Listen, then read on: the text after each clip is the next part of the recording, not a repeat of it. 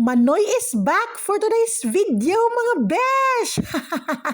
Gusto ko palang magpasalamat sa inyong lahat mga besh, no?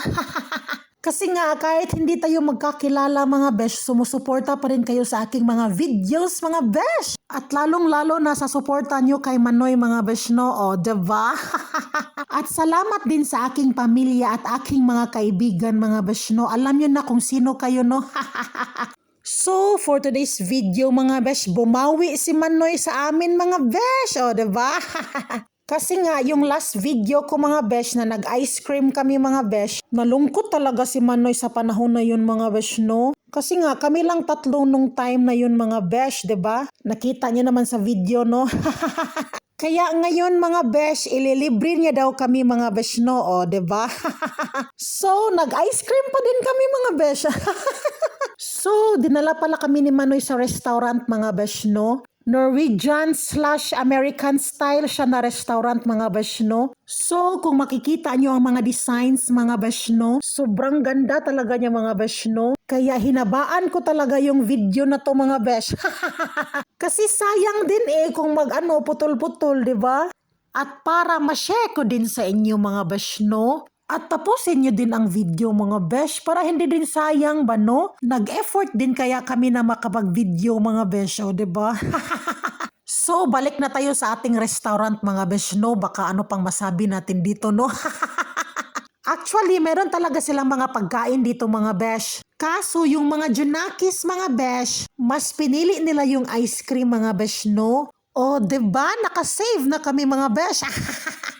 At least ice cream lang yung gusto nila mga besh, no? O, diba? Kaya nagpasalamat ako kay Manoy mga besh, no? Dahil dinala niya kami sa lugar na ito mga besh, o diba? At nag-effort talaga siya na makabawi sa amin mga besh, no? Ganyan kabait si Manoy mga besh, sa totoo lang mga besh, no? At wala na akong hahanapin pang iba mga besh.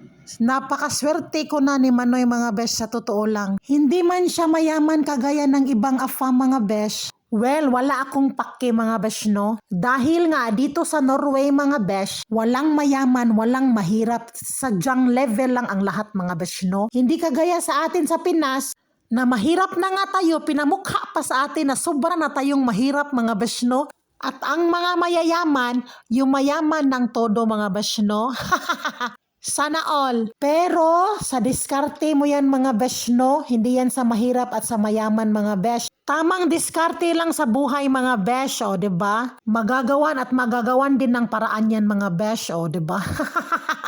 So, balik tayo kay Manoy mga besh, no? Yes, tama. Si Manoy hindi mayaman mga besh, sa totoo lang, no? Dahil nung first pa lang kami nag-usap mga besh, alam ko na talaga sa una pa lang. Alam ko na kung ano ang buhay niya dito at alam ko na din lahat mga besh, no? Pero nag-go pa rin ako sa kanya mga besh, no? Kasi nakita ako talaga ni Manoy mga besh na sobrang bait talaga niya mga besh, no? At tinutulungan niya din ako mga besh, o diba? Tulong-tulong lang talaga dapat mga besh. Alam nyo ba mga besh, si Manoy ay napaka-family oriented niya mga besh na tao mga besh. Ayaw na ayaw niyang malayo sa kanyang pamilya mga besh, no? Kaya love na love ko talaga si Manoy mga besh, sa totoo lang mga besh. Hindi man kami magkasing edad mga besh, matanda man ang tingin nyo sa kanya mga besh, pero sa akin magkaedad lang kami mga besh, no? Sa next na lang ang chika mga besh, oy.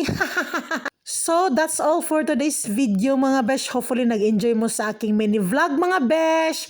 Thank you so much!